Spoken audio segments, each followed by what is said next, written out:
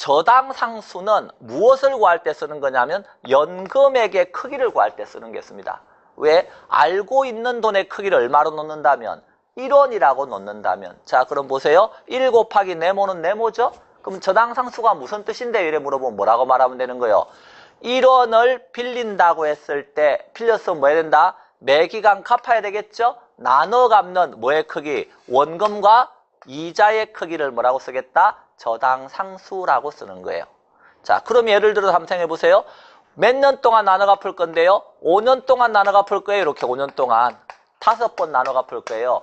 만약 제가 아버지한테 1원을 빌렸어요. 1원을 빌리면서 5년 동안 나눠 갚을게요. 그랬더니 아버지께서 이자는 안 내도 된다. 원금만 갚아라 이러시네요. 그럼 저는 얼마씩 갚으면 돼요? 매년 0.2원씩 5번 나눠 갚으면 돈 다 갚는 거예요. 그런데 은행에서 빌렸더니 이자 내놓으래요. 그러면요 0.2원보다 많이 갚아야 돼요? 적게 갚아야 돼요? 많이 갚아야 되죠? 이자가 붙으니까. 그래서 이자 고려해봤더니 요 동그라미 크기가 한 0.26 정도 나오더라는 거예요. 그래서 저당 상수라고 하는 말을 한번 보세요. 자, 거기 68쪽에 저당 상수 있죠? 현재 1원을 이자를 R%로 N년 동안 빌렸을 때 매년 갚아야 되는 뭐의 크기다? 원리금의 크기다. 그래서 그 1원을 빌린다고 했을 때 갚아야 하는 뭐의 크기죠? 원금과 이자 크기가 한 0.26 정도 돼 있다. 이렇게 돼 있죠? 그 화살표가 조금 잘못 가 있는데 그 0.26은 어디로 가야 돼 있는 거예요? 여기가 0.26 정도 돼 있다. 이렇게 가야 돼 있는 거예요, 지금. 자, 그래서 요 크기를 알려주는 게 저당 상수입니다. 자, 그러면 여기서 보세요. 연금의 현재 가치 계수하고 여기 자리 바꿨죠? 연금 이렇게 자리 바꿨죠? 그러면 가운데 있는 둘은 서로 무슨 관계라고요? 역수 관계입니다. 연금의 현가 계수의 역수는 저당 상수다라고 제가 계속 앞으로 강의할 겁니다. 자, 그런 뜻이고요. 자, 그러면 마지막으로 하나 더 보시죠. 여기 보시면 이번에는 요 돈을 알고 있다고 생각해 보세요. 연금의 무슨 가치? 미래 가치라고 하는 이 돈을 알고 있어요. 그러면 미랫돈을 알고 있다는 겁니다. 쉽게 말해서. 근데 이만한 미랫돈을 만들려면 연금 형태로 계속 돈을 뭐 해놔야 된다? 적립해놔야 된다. 이렇게. 그러면 얼마씩 적립해놔야 되는가 하는 게 궁금할 수 있잖아요. 그럼 우리가 배운 대로 곱하기 또 무슨 개수만 하면 되는 거예요? 연금이 알고 싶은 거니까 연금 개수를 지금 넣어야 되는데 왜 알고 싶은 게 연금이니까 그때 이 연금 개수의 이름은 여기도 연금 개수 여기도 연금 개수 그러면 사람들이 헷갈리니까 그 연금 개수 이름을 뭐라고 줬느냐 하면 감채 기금 개수라고 하는 이름을 지어줬어요. 이렇게. 그럼 감채 기금 개수가 무슨 뜻이에요? 이래 물어보면 알고 있다 돈은 다 얼마라고 여기가 알고 있다 돈은 다 1원씩이라고. 그럼 뭐라고 표현하면 돼요? N년 후 미랫돈 1원을 만들려면 1 곱하기 네모는 네모죠? N년의 1원을 만들려면 연금 형태로 돈을 뭐 해놔야 되는데 적립해놔야 되는데 그 적립액의 크기를 뭐라고 쓰겠다? 감채기금 개수라고 쓰겠다. 이런 뜻이에요. 그래서 이제 감채 개수는 연금 개수다. 그래서 연금액의 크기를 알려주는 거죠.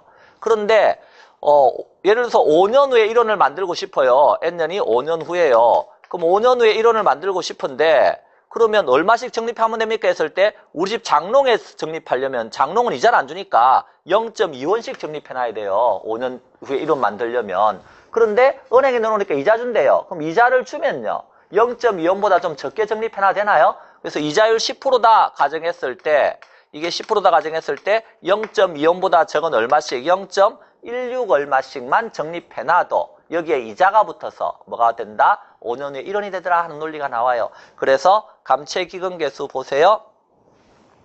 67쪽에 그 박스의 세 번째 있죠. N년 후에 1원을 만들기 위해서 매년 불입하는 액수를 말하는 거다. 그래서 그 동그라미 크기가 감채기금 개수입니다. 연금 개수니까. 자, 그러면 여기도 보세요. 연금의 미래가치 자리 바꿨죠. 연금 1위로 보냈죠. 그러면 이 둘은 서로 무슨 관계가 있죠? 역수관계입니다. 그래서 연금의 미래가치 계수의 역수는요. 연금의 현재가치 계수가 아니라는 걸 조심해서 하셔야 돼요. 연금의 미래가치 계수의 역수는 뭐라고요? 감채기금 개수입니다. 그래서 제가 하다 안 돼서 앞글자 따서 감내 미래가치는 내가니까 감내 현저 이렇게 알려줬네요. 그래서 감내 현저 무슨 뜻이죠? 예. 여러분이 시험을 볼 10월 말이 되면 감내가 현저하게 날 때예요. 그래서 감내, 현저 이렇게 알려드리니까 자 정리하시고 일시불은 뭐끼리 역수관계죠? 일시불끼리 역수관계입니다. 이렇게. 그래서 요 내용이 여러분이 이해가 되고 정리가 되면 학계론이 쉬워집니다. 그래서 이 내용은 하루아침에 되지는 절대로 않고요. 여러분이 공부를 많이 하고 자꾸 듣고 생각해보고 판단하고 이렇게 하셔야 돼요. 그래서 정리하자면 개수가 무슨 뜻입니까? 이렇게 물어보면 알고 있는 돈 1원당 알고 싶은 돈의 크기를 뭐라 그런다? 개수라 그런다 하는 걸 잘 알아두셔야 돼요. 그때 개수는 알고 있는 돈 1원이라 그랬어요. 그럼 일시불의 미래가치 개수다. 그럼 알고 싶은 돈이 일시불의 미래가치니까 알고 있는 돈은 일시불의 현재가치라고요. 현재 돈 1원당 이렇게 1원하고 같은 크기의 미래돈의 크기를 일시불의 미래가치 개수라 그러는 거예요. 근데 미래로 보내면 이자가 붙으니까 요 1원보다 커져 있는 거예요. 그럼 일시불의 현재가치 개수는 무슨 뜻이에요? 알고 싶다 개수니까 알고 싶은 돈이 일시불의 현재가치라고요. 그럼 알고 있는 돈은 뭐예요? 일시불의 미래가치겠지. 상대편 돈이 뭔지를 잘 보시라고요. 미래돈 1원은 아는데요. 이 1원과 이퀄이 되는 현재돈의 크기를 일시불의 현재가치라 개수라 그래요. 근데 현재돈은 현재로 고치면 할인되니까 1원보다 작아져 있겠지. 이렇게. 자, 그 다음에 연금의 현재가치 개수는요. 연금의 현재 가치가 알고 싶다는 거예요. 그럼 알고 싶다는 거예요. 그럼 알고 있는 건 뭐예요? 연금이라는 거예요. 연금 1원씩은 알아요. 그 1원씩 받을 연금을 현재로 고치면 할인이 될까요? 할인이 돼서 현재 한꺼번에 받으면 얼마가 될까요? 그랬을 때 그 크기가 연금의 현재가치 개수가 되는 거고, 여기 연금의 미래가치 개수는 뭐예요? 연금의 미래가치가 알고 싶다는 거예요. 그럼 알고 있는 건 연금인 거예요. 그러면 연금 1원씩을 쭉 정립해 놓으면 미래로 보내면 뭐가 붙어요? 이자가 붙어가지고 5원보다 커져 있어서 한 6.1원 돼 있다는 거예요. 이 크기가 연금의 미래가치 개수라는 거예요. 그런데 이번에는 연금액의 크기를 구하고 싶을 때 쓰는 개수가 있어요. 알고 싶다 개수니까. 연금이 알고 싶으면 연금 개수를 써야 되겠지, 이렇게. 그때 연금 개수에는 두 가지가 있다는 거예요. 하나는 저당상수, 하나는 감치행 개수인데, 이 저당상수는 현재돈과 관련을 가진다는 걸 기억하셔야 돼요. 그러니까 현재돈 1원은 안다, 이렇게. 현재돈 1원 아는데 왜 아느냐? 은행에서 빌렸다고 생각하시라고요. 1원은 아는데 그 1원을 빌렸으면 갚아야 되니까 연금 형태로 나눠 갖겠다 했을 때 요 갚아 나가는 원금과 이자 크기를 저당상수라 그러고, 감채기금 개수는 미래돈과 관련을 가진다는 걸 기억하셔야 돼요. 미래돈 1원을 만들려면 연금 형태로 돈을 적립해야 되는데 그 적립액의 크기를 뭐라고 쓴다? 감채기금 개수라고 쓴다. 자, 그 말을 이해했으면 올해 25번 화폐의 시간 가치에 관한 설명으로 틀린 것 하고 물었을 때 이것에 대한 답을 구할 수 있는 거예요, 우리가. 자, 한번 보세요. 연금의 미래가치 개수를 계산하는 공식에서 이자 계산 방법으로 복리 방식을 채택한다. 우리는 미래로 보내면 이자가 붙는데 이자는 복리 방식으로 이자가 붙는다 그랬잖아요. 그래서 당연히 이건 당연한 말이고요. 2번 원리금 균등 상환 방식으로 주택 저당 대출을 받았어요. 그럼 저당 대출의 매기 원리금 상환액을 계산하려면 원리금 상환액, 매기 원리금 상환액은 연금이잖아요. 그때 연금이 알고 싶을 때 쓰는 개수가 뭐라고요? 연금 개수라고요. 근데 연금 개수는 두 가지가 있다 그랬죠? 저당상수와 감채기금 개수. 그 중에서 뭐라는 거예요? 이것은 빌렸을 때 얼마씩 나눠 갚느냐 하는 걸 알려주는 건 저당상수라고 하는 거예요. 자, 3번 5년 후에 주택 구입에 필요한 자금 3억을 모으기 위해서 매월 말 불입해야 되는 적금액을 계산하려면 뭐가 알고 싶어요? 매월 말 불입하는 적금액, 즉 이게 한마디로 뭐예요? 연금. 매월 얼마씩 돈을 불입해놔야 되느냐 이 소리예요. 그럼 이 연금이 알고 싶으니까 그때는 알고 있다 돈. 지금 5년 후에 3억은 알고 있다 돈이잖아요. 알고 있다 돈에다가 무슨 개수를 곱해야 돼요?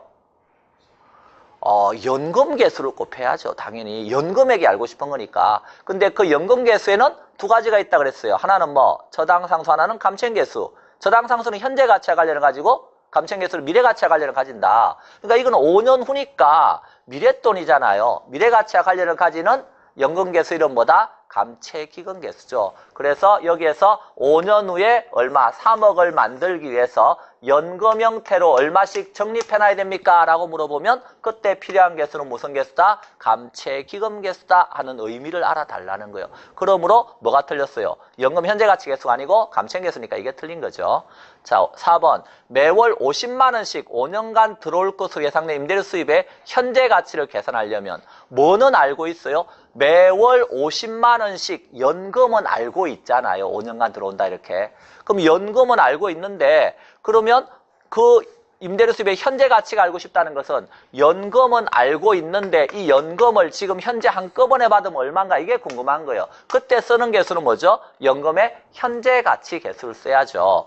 그런데 여기에 보면 계산하려면 저당 상수의 역수를 활용할 수 있다 이런 말 써놨어요. 즉 저당 상수 쓰는 게 아니에요. 저당 상수의 역수가 뭐요? 감내 현재라 그랬잖아요. 저당 상수 역수는 연금의 무슨 개수예요? 현재 가치 개수란 말이에요. 그래서 저당 상수의 역수는 연금의 현재 가치 개수니까 이 말은 맞는 거예요. 자, 그리고 상환 비율하고 잔금 비율을 합하면 1이다. 상식적인 말이에요. 상환을 30% 했어요. 그럼 남아있는 건요? 70%지 뭐. 당연한 거 아니겠어요? 그러므로 여기에서 틀린 답은 3번이 됩니다. 근데 이 한 문제를 맞추기 위해서 우리는 공부를 상당히 어때요? 많이 하시고 자꾸 생각하셔야 된다는 거예요. 그래서 학계로는 생각 안 하면요 답을 맞출 수가 없는 거예요. 자, 잠깐 쉬었다가 다음 내용 보겠습니다.